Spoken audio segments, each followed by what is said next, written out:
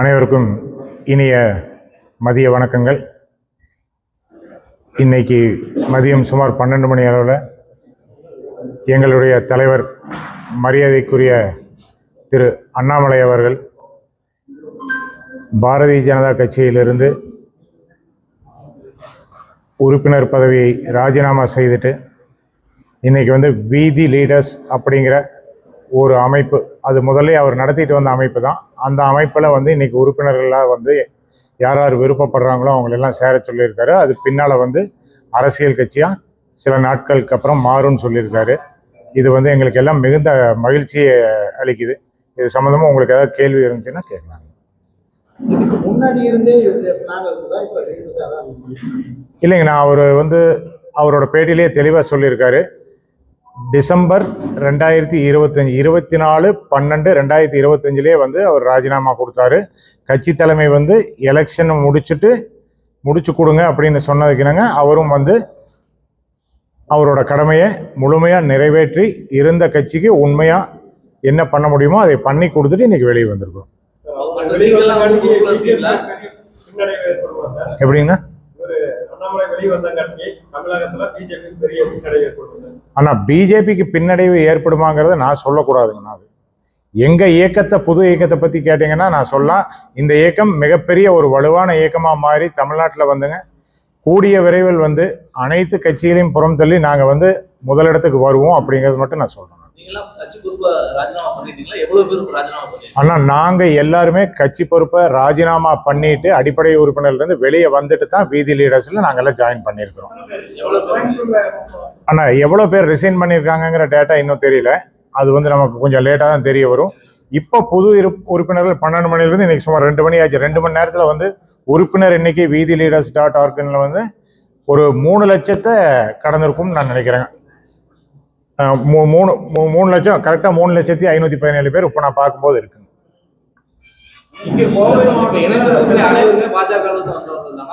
இல்ல அப்படி இல்லைங்க, பாஜக இருந்து வந்தவங்க கொஞ்சங்க. பொதுமக்கள் இடத்துல இது மிகப்பெரிய வரவேற்பு கொடுத்துருக்குது. கட்சி எந்த கட்சி இதுவரைக்கும் வாழ்க்கையில எந்த அரசியல் கட்சியும் சாராம எந்த அரசியலுமே பிடிக்காம இருந்தவங்க நிறைய பேர் இதுல ஜாயின் பண்ணியிருக்காங்க. இன்னைக்கு இந்த 3 லட்சம் பேர்ல எடுத்துட்டீங்கன்னா கிட்டத்தட்ட பாதி பேர் பொதுமக்கள், நல்ல உயர் பதவியில் இருக்கக்கூடிய படித்து அறிவார்ந்த பொதுமக்கள் தான் இதுல ஜாயின் பண்ணியிருக்காங்க. கட்சியா வர்றது கூடிய விரைவில் வந்துருவோம்னு சொல்லி தலைவர் சொல்லியிருக்காருங்க. என்ன டைம் டியூரேஷன் எடுக்கிறாருங்கிறது தலைவர் சீக்கிரம் அனௌன்ஸ் பண்ணுவார்.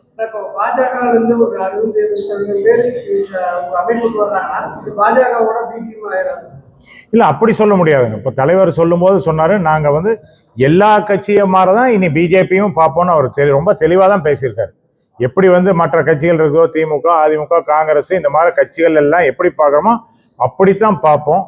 யாரையும் எதிர்க்கணுங்கிறதுக்காக எதிர்க்க மாட்டோம். கருத்துக்கள் தவறா இருந்துச்சுன்னா எந்த இடத்துலயும் எங்களோட குரலை உயர்த்தி பேசுவோம்னு தான் சொல்லியிருக்காரு.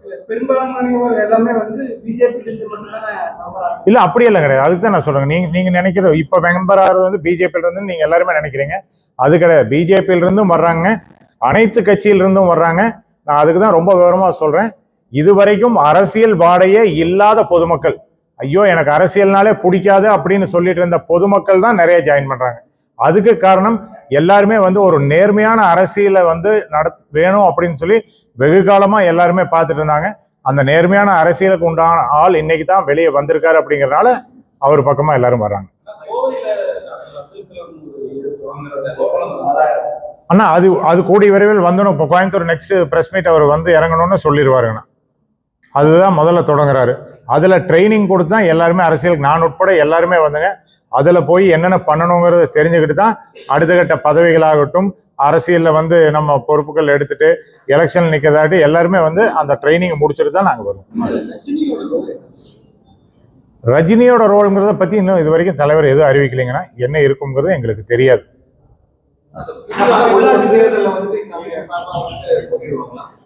அண்ணா தலைவர் உள்ளாட்சிங்கிறத சொல்லிங்கன்னா தலைவர் வேணா ஒரு கருத்து சொல்லியிருக்காரு. எப்படி சொல்லியிருக்காருன்னா, அடுத்து வரக்கூடிய எலெக்ஷன்லயே நம்ம நிப்போன்னு சொல்லியிருக்காரு. அப்படி நீங்க அந்த கருத்தை அப்படி எடுத்துட்டீங்கன்னா அடுத்தது நமக்கு வர உள்ளாட்சியாகவும் இருக்கலாம் அல்லது இடைத்தேர்தலாகவும் இருக்கலாம். அது என்னங்கிறது தலைவர் அனௌன்ஸ் பண்ணுவாருங்க. புதிய அமைப்புடைய ஐடியாலஜி என்ன மாதிரி இருக்குன்னா பிஜேபியோட ஐடியாலஜி அப்படியே அடிவிட்டு வருமா இல்ல வந்து வேற மாதிரியான கொள்கைகள் பேச போறீங்க? ஆனா இப்ப நம்ம இயக்கமாகட்டும் இனி வரக்கூடிய கட்சியாகட்டும் இதோட ஐடியாலஜி எப்படி இருக்குன்னு கேட்டீங்கன்னா எல்லாமே தமிழக மக்கள் நலன் சார்ந்துதான் இருக்கும்.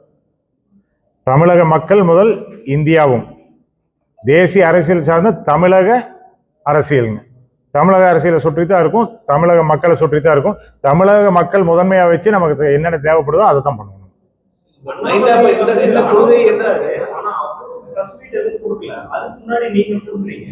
அப்போ இந்த அமைப்புல உங்களுக்கு முக்கியமான பொறுப்பு இருக்கா இல்ல நீங்க ஏதாவது அவரோட கொள்கை விளக்கம் அந்த மாதிரியான முக்கியமான பொறுப்புல வர்றீங்களா?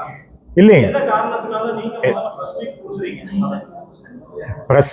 பிரஸ் பீப்புள் வந்து 2-3 நாளா கேட்டிருக்காங்க, உங்க நண்பர்கள் தான் கேட்டிருக்காங்க, அதுக்காக தான் நான் கொடுக்குறேன். இது வந்து வீதி லீடர்ஸ்ல இருந்து நான் வந்து ஒரு ஆத்தரைஸ்டு பர்சனா கொடுக்குறேன்னா கிடையாதுங்க. இங்க இருக்கிற நண்பர்களுக்கு எல்லாத்துக்குமே தெரியும் நான் யாரு, நான் என்ன பதவியில் இருந்தேங்கிறது தெரியும். அதை வச்சு தான் கேட்குறாங்க. தலைவர் பிரஸ் மீட்டுக்கு முன்னால நான் ஏன் கொடுக்குறேன்னு கேட்டிங்கன்னா, நான் வந்து அமைப்போட ஒரு அதாவது ஆத்தரைஸ்டு பர்சனா நான் இங்கே பிரஸ் மீட் கொடுக்க வரல. நம்ம பிரஸ் நண்பர்கள் கேட்டாங்கிறதுக்காக கொடுக்குறோம். நம்ம எப்படி பண்ண போறோங்க? இல்ல அப்படியெல்லாம் கிடையாது. கொள்கை அடிப்படையில் வரலங்கிறத நீங்க சொல்லவே முடியாது. எங்களோட கொள்கை என்னவோ, அண்ணாமலை என்ன கொள்கை வச்சிருக்காரோ அதுதான் எங்களோட கொள்கை. அண்ணாமலை அவர்கள் பின்னால நாங்க வரலைங்க. அண்ணாமலை அவர்கள் சார்ந்த அரசியல், அண்ணாமலை அண்ணனோட கொள்கைகள் பிடிச்சு தான் எல்லாருமே நம்ம பின்னால வந்திருக்கோம். அப்படி போகும்போது அவரோட கொள்கை என்னவோ அதுதான் எங்களுக்கு. இல்ல இனி ஆனா அப்படி இல்லை. ஒரு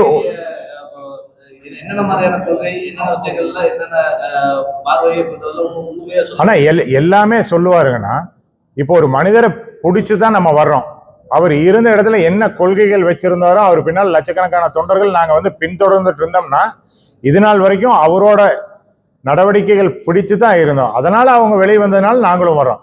கண்டிப்பா அவரோட கொள்கைகள் அப்படிங்கிறது தமிழக மக்கள் நலன் சார்ந்துதான் இருக்கும், அதுல மாற்று கருத்தே கிடையாது. இல்ல எல்லா மாவட்டத்திலையும் தமிழ்நாடு பூரா இருந்து கொடுத்துட்டு இருக்காங்க. நான் இன்னைக்கு காலையில எங்களோட தேசிய தலைமையிலிருந்து வந்து தலைவரோட கடிதத்தை அக்செப்ட் பண்ணிட்டாங்கன்னு அவங்க பிரஸ் ரிலீஸ் கொடுத்தாங்க. அவங்க பிரஸ் ரிலீஸ் கொடுத்து அடுத்தது நாங்க கொடுத்தோம். பாஜக உடைஞ்சிருச்சு அப்படின்னு பார்க்கலாமா? ஏன்னா நிறைய நிர்வாகிகள் வெளியே வரும்போது பாஜக உடைஞ்சிருச்சுன்னு தானே பொருள். இல்ல அப்படியெல்லாம் கிடையாதுங்க. பாஜகங்கிறது ஒரு பேர் இயக்கம் இந்தியா பூரா இருக்குது.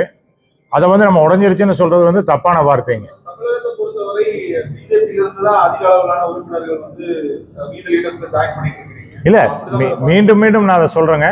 நீங்க பார்க்கிற பார்வை வந்து பிஜேபியில இருந்து தான் வெளியே வந்து நாங்க அதை வந்து இதுல ஜாயின் பண்ண. பிஜேபியில இருந்து நான் வந்ததுனால நீங்க இப்போ பார்த்துட்டு இருக்கிறீங்க. நீங்க அதோட லிஸ்ட் ஆஃப் இதை எடுத்து பார்த்தீங்கன்னா பிஜேபியில இப்போ இன்னைக்கு வரைக்கும் வந்து வேதி லீடர்ஸ்ல இப்போ ஜாயின் பண்ணவங்கள கிட்டத்தட்ட என்னுடைய கணிப்புல 3 லட்சம் பேர்த்துல ஒரு சரிபாதியானவங்க வந்து எந்த அரசியல் அமைப்பும் சாராம இருக்கக்கூடிய படித்த பொதுமக்கள் தான் வந்து ஜாயின் பண்ணிருக்காங்க.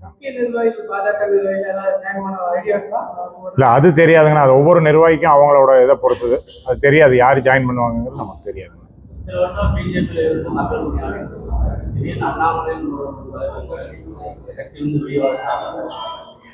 அண்ணா இப்போ ஆமாங்க. இல்ல அவர் கொள்கையை அறிவிக்கலைன்னாலும் அவரோட கொள்கை என்னவா இருக்குங்கிறது அவரோட கூடவே இருந்து எங்களுக்கு நல்லா தெரியும். அவர் எதை நோக்கி பயணிப்பாருங்கிறது தெரியுங்க. சில காரணங்கள் எங்களால வந்து அங்கிருந்து செயல்பட முடியாத காரணங்களால தலைவர் வெளியே வர்றாரு. அதை நோக்கி நாங்களும் பயணிக்கிறோம்.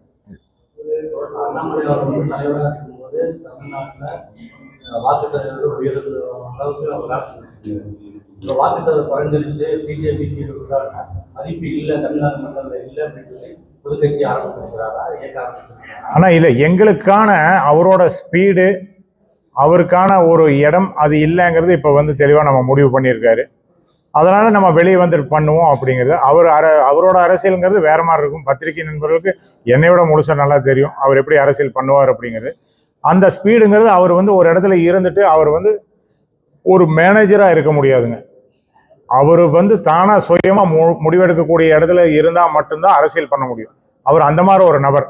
எந்த ஒரு இதாக இருந்தாலும் வந்து ஒரு ஸ்பீடாக ஒரு ஆக்ரோஷமாக அரசியல் பண்ணணும், ஒரு நேர்மையான ஒரு அரசியல் பண்ணணும்னு நினைக்கக்கூடிய நபர். அதனால நாங்கள் தனியாக வந்து தனியாக பயணிக்கிறோம். எதிர்கால உறவு என்ன மாதிரி? ஆனால் அதுக்கு தான் அவர் தெளிவாக சொல்லிட்டாரு. நம்ம பிஜேபிங்கிறதையும் இப்போ வந்து நாங்கள் வெளியே வந்ததுனால எல்லா அரசியல் கட்சி மாதிரி தான் அதையும் பார்க்க போகிறோம். அதுக்காக நாங்கள் போய் பிஜேபியோட சண்டை போட போகிறோமானா நிச்சயமாக அதுவும் கிடையாது. எங்க தவறு நடந்தாலும் அவர் தட்டி கேட்பார். அவருடைய குணாதிசயமே அதுதான். அவங்க யார் இருந்தாலும் சரி, தலைவராக இருந்தாலும் சரி, கூட இருக்கக்கூடிய நண்பர்களாக இருந்தாலும் சரி, யாராக இருந்தாலும் தப்பு நடந்தா தட்டி கேட்கக்கூடிய, உடனடியாக கேட்கக்கூடிய குணாதிசயம் இருக்கக்கூடிய ஒரு மனிதர். என்ன அண்ணா, இப்பதான் நாங்க வெளியே வந்திருக்கிறோம். இப்ப வந்து பிஜேபியோட கூட்டணியான்னு கேட்டீங்கன்னா இந்த கேள்வி நியாயமா இருக்கு உங்களுக்கு? பாஜகன்ற பேர்ல மக்கள்கிட்ட போனது வந்து ஈடுபடல அப்படின்னா வேறொரு பேர்ல மக்கள்கிட்ட போறீங்க. ஆனா அப்படியெல்லாம் கிடையாது. பிஜேபியோட சித்தாந்தம் வேற, எங்களோட சித்தாந்தம் கண்டிப்பா வேறையா தான் இருக்கும். கண்டிப்பா வந்து தலைவர் வந்து அடுத்த பிரஸ் மீட்ல எங்களோட சித்தாந்தங்க என்ன, நாங்க எதை நோக்கி பயணிக்கிறோங்கிறத வந்து ரொம்ப தெளிவா சொல்லுவாரு. அதனால பிஜேபியோட பி டீமா ஏ டீமான்னு எல்லாம் கேட்டீங்கன்னா அதுக்கெல்லாம் வந்து பதிலே கிடையாது. சென்னையில பேட்டி கொடுத்திருக்காரு. பிஜேபியில இருந்து வந்து அண்ணாமலை வெளியே போனதுங்காட்டி வந்து பாதிப்பு எதுவும் இல்லை, அது வந்து எந்த பாதிப்பு, அதாவது லாஸ்ல அப்படின்னு பேட்டி கொடுத்திருக்காரு. அதை எப்படி பாக்குறீங்க? ஆனா ஒரு மாநில தலைவரா வந்து அவர் சொல்லக்கூடிய கருத்து கரெக்டு தான். அவர் ஒரு இயக்கத்துல தலைவரா இருக்காரு. அந்த இயக்கத்துல இருந்து ஒவ்வொருத்தர் வெளியே போகும்போது இந்த கட்சி வந்து பலம் இழந்துருச்சுன்னு சொன்னாருன்னா எப்படி இருக்கும் ஒரு மாநில தலைவர்? அதனால அவரோட வார்த்தையில அவர் சொல்றது கரெக்டு தான். நம்ம அதை எப்படிங்க நான் தப்புன்னு சொல்ல முடியும்? அப்படி சரின்னு சொல்லி பார்த்தோம்னா அண்ணாமலைக்கு வந்து ஒரு ஆதரவு இல்லை அப்படின்ற பொருள் தானே வருது. ஆனா அவரோட பார்வையில தான் நான் அது சரின்னு சொல்றேனோடய எங்க பார்வையில் நான் சொல்லுவேன். இப்ப எங்க பார்வையில இப்ப உதாரணத்துக்கு எடுத்தீங்கன்னா நான் ஒருத்தன் இப்ப இங்க இருக்கிறவங்க இந்த பக்கம் போவோம் அந்த பக்கம் அண்ணாமலை வெளியே அண்ணா அப்படியே இல்ல பாஜகவுக்கு பாதிப்பு ஏற்பட்டு அண்ணா பாஜகவுக்கு பாதிப்பு ஏற்படுறதா அப்படின்னா அண்ணாமலைக்கு ஆதரவு இல்லாம இருக்கும். அது வந்து எதை நாங்க எடுத்துக்கிறோம்? அண்ணா அண்ணாமலை அண்ணனுக்கு ஆதரவு இருக்குதான்னு கேட்டீங்கன்னா இத்தனை பேர் வந்து ரிசைன் பண்ணதுலயே உங்களுக்கு தெரிஞ்சிருக்கும் ஆதரவு இருக்குதா இல்லையாங்கிறது. ஒரு மாநில தலைவரா திரு நயினார் நாகேந்திரன் அவரோட கருத்தை சொல்றாரு. வலு இழக்கலைங்கிறாரு. அவங்க அதுக்கு ஏதாவது ஸ்ட்ராட்டஜி வச்சிருப்பாங்க. நம்ம யாரோட கருத்துங்க? இல்ல அவரு சொல்ற கருத்து அவரோட சொந்த கருத்துங்கன்னா நம்ம எப்படிங்கன்னா அதை தவறுன்னு சொல்றதுக்கு நம்மளுக்கு என்ன இருக்குது? நான் அதை தான் சொல்றேன். நாங்க பலமா வருவோம்னு தான் நான் சொல்றேன். அதுக்காக பாரதிய ஜனதா கட்சி வந்து வலுவிழந்துருச்சுன்னு எல்லாம் நான் சொல்ல மாட்டேன். அவங்களோட ஸ்ட்ராட்டஜி அவங்க கண்டிப்பா மெயின்டைன் பண்ணுவாங்க. அதுக்கு உண்டான மாநில தலைவரும் தேசிய தலைவரும் அவங்க நடவடிக்கை எடுத்துட்டு இருப்பாங்க. நாங்க எங்க சைடு ஆனா நீங்க நல்லா தெரிஞ்சுக்கோங்கன்னா பாஜக இருந்து மட்டும்தான் நாங்க உறுப்பினர்கள் எடுக்கிறோமான்னு கேட்டீங்கன்னா நிச்சயமா கிடையாது. எங்களுடைய உறுப்பினர் அப்படிங்கிறது இன்னைக்கு சேர்ந்திருக்கிறதுலே வந்து பல கட்சிகள்ல இருந்து பல நிர்வாகிகள் வந்து சேர்ந்திருக்காங்க. நான் அது பேர் சொல்ல விரும்பல. இப்ப அது சொன்னோம்னா அது நல்லாவும் இருக்காது. அந்த நிர்வாகிகளுக்கு எத்தனையோ நிர்வாகிகள் மாற்று கட்சியில இருந்து இருக்கக்கூடிய அத்தனை கட்சிகள்ல இருந்தும் வந்திருக்காங்க. இன்க்ளூடிங் இன்னைக்கு இருக்கிற ஆளுங்கட்சியில இருந்து கூட வர்றாங்க. அண்ணா இன்னைக்குதான் அறிவிச்சிருக்காருங்கண்ணா. இன்னும் அவர் டெல்லியில இருந்து வரல. இன்னைக்கு நைட்டு வருவாருன்னு எதிர்பார்க்கிறோம். வந்துட்டு இதுக்கு உண்டான வேலைகள் நடக்குங்கன்னா எப்படியும் ஒரு 2-3 மாத காலம் ஆகலாம் நினைக்கிறேன். எனக்கு கரெக்டா தெரியல. இன்னும் நானும் தலைவரை பார்க்கல. தலைவர் வந்து உட்கார்ந்து பெரியவங்க எல்லாம் கூடி பேசி ஒரு முடிவு எடுப்பாங்கண்ணா. ஆனா அது எல்லாமே இன்னும் முடிவு பண்ணலைங்கண்ணா. இன்னைக்கு தலைவர் வந்தாருன்னா அது தெரியுங்கண்ணா. இது வரைக்கும் வந்து நாங்க அதை பத்தி பேசலாம் அவர்கிட்ட.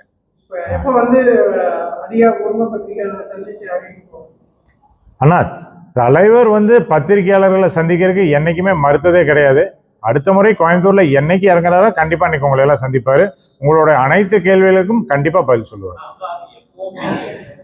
ஆனா இன்னைக்கு நைட்டு தான் டெல்லியில இருந்து வர்றாருங்கண்ணா. கோயம்புத்தூர் கண்டிப்பா வருவாரு.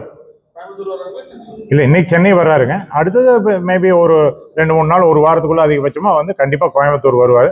கோயம்புத்தூர் வரும்போது கண்டிப்பா பத்திரிகையாளர் சந்திப்பு நாங்க கண்டிப்பா நடத்தும். அதுல மாற்றம் சுதந்திரமா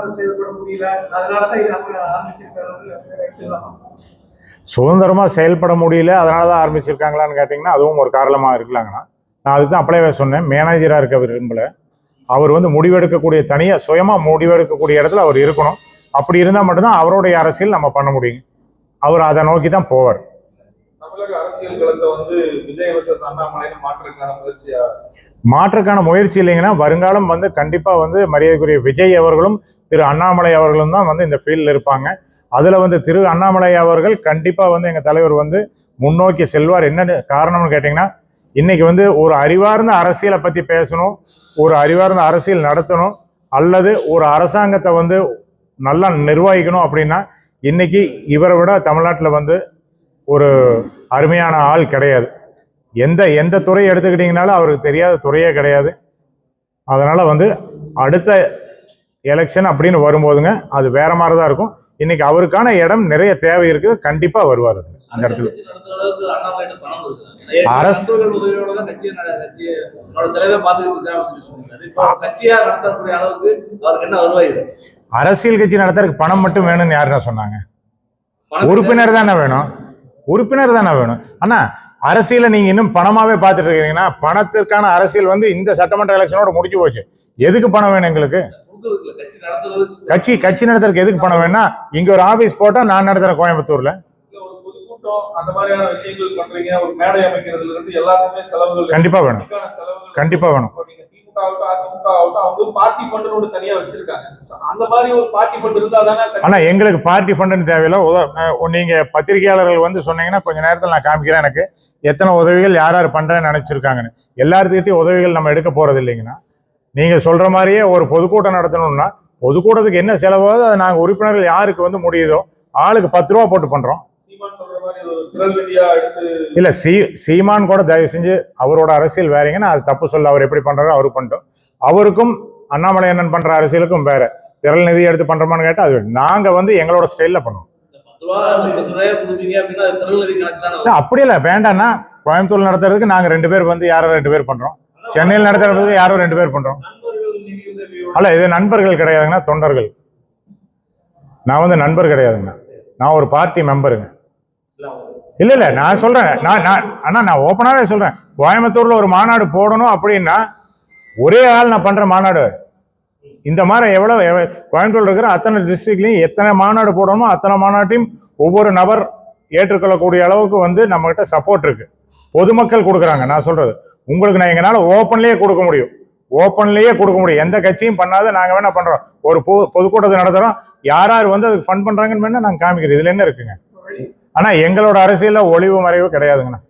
வெளிநாட்டுல இருக்கிறவங்க எல்லாம் வந்து இணையணும்னு சொன்னாங்க. அதே மாதிரி வெளிநாட்டுல இருந்து ஃபாரின் ஃபண்ட் எல்லாம் கட்சி அமைப்பு மாறக்கான வாய்ப்பு இருக்கு. அது தெரியாதுங்கண்ணா. ஃபாரின் ஃபண்ட் வருமானா அதுக்கு நிறைய ரெகுலேஷன்ஸ் இருக்குதுங்கண்ணா. அதனால அதெல்லாம் பார்த்துட்டு பின்னால தலைவர் முடிவு பண்ணுவார். பணம்ங்கிற அரசியல் தாண்டி போயிருச்சுங்கன்னா, இன்னைக்கு எல்லாம் வந்து மாறிடுச்சுங்கண்ணா. அந்த அரசியலே வேண்டியதில்லை நமக்கு. அதை தாண்டி வரணுங்கிறதுக்காக தான் இவர் வந்திருக்காரு. திரும்பவும் கொண்டு போய் நம்ம பணம் சேர்த்துறதுக்கு அரசியல் பண்றோங்க நம்ம.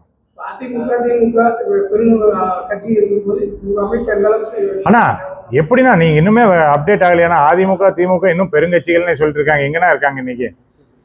அதை தாண்டி தாவேக வந்தாச்சு, தாவேக்காவை தாண்டி இப்ப நாங்க வந்துட்டு இருக்கிறோம். கட்சிகளுமே ஒரு கோடிக்கு மேல ஓட்டு வச்சிருக்காங்க. திமுக 1,40,000 1,40,00,000 இவங்க 1,20,00,000 ஓட்டு வச்சிருக்காங்க. பெரிய கட்சி இல்லைன்னு எப்படி சொல்ல முடியும்? கண்டிப்பாங்கண்ணா. அவங்களுக்கு 60 வயசு ஆயிடுச்சுங்கன்னா, நாங்க இப்பதான் பிறந்திருக்கிறோங்கண்ணா. ஸோ எங்களோட ஓட்டம் எப்படி இருக்குங்கிறது இன்னும் கொஞ்ச நாள்ல தெரிஞ்சிடும். கண்டிப்பா அதில் தாண்டி வருவோம். நம்ம யாருமே வந்து தாவேக்கா வரும் யாராவது நீங்க எல்லாம் கணிச்சிங்களா? யாரும் கணிக்கல. அந்த மாதிரி நாங்களும் மிகப்பெரிய சக்தியா கண்டிப்பா வரும். அதெல்லாம் மாற்றமா கிடையாது. காப்பி அடிக்கிறீங்க. தாவேக்காவை பத்தி காப்பி அடிக்கிறதுக்கு தாவேக்காவுக்கு முன்னாலே வந்து தலைவர் அரசியலுக்கு வந்துட்டாருன்னா, தாவேக்காவோட தலைவரோட அரசியல் வேற, எங்களோட அரசியல் வேறங்க. மீடியாக்காரங்க இத்தனை கேள்வி கேட்கறீங்க. இன்னைக்கு வரைக்கும் வந்து தாவேக்கா முதலமைச்சர்கிட்ட ஒரு பிரஸ் மீட் உங்களால வாங்க முடியல. ஆனா எங்க தலைவர் உட்கார்ந்தாருன்னா 1000 கேள்வி கேட்கறீங்க. 1000 கேள்விக்கு ஆணித்தரமா பதில் சொல்றாருல. உட்கார வைக்கிற அண்ணா இருங்கண்ணா. ரைட்டு. கோயம்புத்தூர் மீடியாக்காரங்களுக்கு நான் ஒண்ணு கேட்டுக்கிறேன். எத்தனையோ முறை நீங்களும் வந்து ஏர்போர்ட்ல இருந்திருக்கேன். நான் தலைவராக இருக்கும்போது நீங்க கேட்டிருக்கீங்க பிரஸ் மீட் இருக்குதான்னு கேட்பீங்க. நான் சொல்லுவேன், அண்ணா இல்லைங்கண்ணா இன்னைக்கு பிரஸ் மீட் இல்லைம்ப. ஆனா வெளியிருந்து வர்ற தலைவரை நீங்க நிறுத்தி வச்சு பிரஸ் மீட் வாங்கின காலம் இருக்கா இல்லையா? அண்ணா கண்டிப்பா வேணும் எங்களுக்கு கொடுத்துட்டு போங்கன்னு நீங்க கேட்ட மரியாதைக்கு அவர் நின்று 40 நிமிஷம் பிரஸ் மீட் எல்லாம் கொடுத்துருக்காரு. அந்த மாதிரி உங்களால முதலமைச்சர்கிட்ட வாங்க முடியலங்கிறேன் நான். அப்ப அது என்ன அரசியல் நீங்க தான் முடிவு, அது என்ன அரசியல்ங்கிறது நீங்க தானே முடிவு பண்ணணும். நாங்க எப்படி நான் சொல்றது? முயற்சி பண்ணாங்க, அவர் தவிர்த்துட்டு போயிருக்காரு. நாங்களும் இங்க உங்ககிட்ட முயற்சி பண்ண மாதிரி அவங்க முயற்சி பண்றோம். எங்க தலைவர் தவிர்க்கவே மாட்டாருன்னா, நீங்க எப்ப கேட்டாலும் எந்த நேரத்துக்கு கேட்டாலும். ஏன்னா எல்லா விஷயத்தையும் உள்ளங்கையில வச்சிருக்கக்கூடிய ஒரு நபர். இந்த நிமிஷம் வரைக்கும் வந்து இந்த நாட்டுல இந்த உலகத்துல என்ன நடக்குதுங்கிறத உள்ளங்கையில வச்சிருக்கக்கூடிய நபர். அதனால நீங்க என்ன கேட்டாலும் அவர் பதில் சொல்லுவார். பிஜேபியில இருந்து வெளியே வந்துட்டு பிஜேபி அதிகமான விவரங்களை நீங்க உங்க பக்கம் இயக்கத்தில் இருக்கும்போது சென்ட்ரல் கவர்மெண்ட்ல இருந்து உங்களுக்கு அழுத்தம் ஆனா அப்படியெல்லாம் இல்லைங்கண்ணா. நீங்க பேசுறது வந்து சென்ட்ரல் கவர்மெண்ட்ல இருந்து கூப்பிடுவாங்களா, அழுத்தம் கொடுப்பாங்களான்னு அப்படியெல்லாம் பண்ண மாட்டாங்க. நான் அதுக்குதான் திரும்ப சொல்றேன், நாங்க பிஜேபியில இருந்து மட்டும் எடுக்கல. எங்களுடைய இலக்கே வந்துங்க அரசியல் சாராம நேர்மையான அரசியல் விரும்பக்கூடிய பொதுமக்கள் தான் வந்து எங்களுடைய இலக்கு. தலைவர் வந்து அதுல ரொம்ப தெளிவா இருக்காரு. எங்கெங்க இருந்து அங்கிருந்து வர்றாங்க, இங்கிருந்து வர்றாங்கன்னா அப்படியெல்லாம் வேண்டியதில்லை. நமக்கு வந்து யார் நேர்மையா ஒழுக்கமா பொதுமக்களுக்கு சேவை பண்ணுவாங்களோ அவங்க தான் வேணுங்கிறது தான் இலக்கு. அதனால வந்து நம்ம பிஜேபியில இருந்து மட்டும் எடுக்கிறேங்கிறது தவறான கருத்து.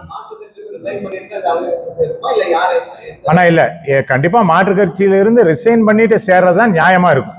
இன்னொரு இயக்கத்தில் இருந்துட்டு திரும்ப இங்கேயே இருப்பாங்கிறது அது தப்பு. லீடர்ஸ்ன்றது வந்து என்ஜிஓவா இல்ல கட்சியா? ஏன்னா வந்து என்ஜிஓனா நீங்க வந்து எந்த கட்சியில இருக்கிறவங்களும் சாதாரணமா சேர்ந்துக்கலாம், தாராளமா அதுல சேர்றதுக்கு எந்த பிரச்சனை இல்லைன்னு நினைக்கிறேன். ஆனா நீங்க மீத லீடர்ஸ்ல சேர்றதுக்கும் வந்து எந்த கட்சியில இருக்கக்கூடாது அப்படின்னு. அப்ப இருக்கக்கூடாதுன்னு நான் சொல்லிங்கன்னா இருந்தா நல்லது இல்லைன்னு சொல்றேன். வீதி லீடர்ஸ் வந்து இப்ப வந்து ஒரு அமைப்பா இருக்குது, பின்னால் அது அரசியல் கட்சியாக மாற்றப்படும்னு தலைவரே வந்து அப்படியே பேசும்போது 12 மணிக்கு சொல்லியிருக்காரு. அதனால என்ன கூடிய விரைவில் வந்து அரசியல் கட்சியா மாறும். அப்ப வந்து இன்னொரு கட்சியில இருந்துட்டு இங்க மெம்பரா இருக்கிறதுங்கிறது நியாயம் இல்லைங்கிறத என்ற கருத்து. அதனாலதான் நாங்க எல்லாமே வந்து ரிசைன் பண்ணிட்டு அதுக்கப்புறம் சேர்ந்தோம், அதுக்கு முன்னால சேரல. நன்றிங்கண்ணா. நன்றி.